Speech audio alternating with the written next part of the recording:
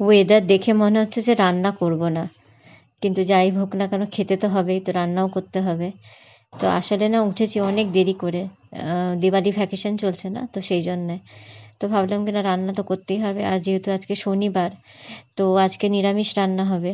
তো সকালবেলাতেই মানে সব তরকারি ফ্রিজ থেকে বার করে জলের মধ্যে ভিজিয়ে রেখে দিয়েছিলাম। তাকে কি হবে ওগুলো তো মানে একটু নরমাল হয়ে যাবে, আর তার সঙ্গে সঙ্গে মানে আমি জলের মধ্যে সবসময় সবজি ভিজিয়ে রাখি। আর এইগুলো হচ্ছে চেরি করে রেখেছে।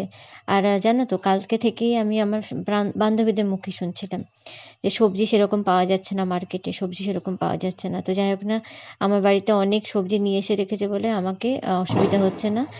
সব কিছু সবজি মিলিয়ে আমার এখনও 3-4 দিন আরামসে চলে যাবে।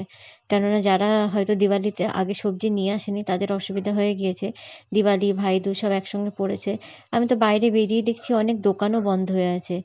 এই একটা হয় যে কোনো কিছু কোনো মানে এই পুজো-টুজো শুরু হলে না যেরকম শহরগুলো ফাঁকা হয়ে যায়।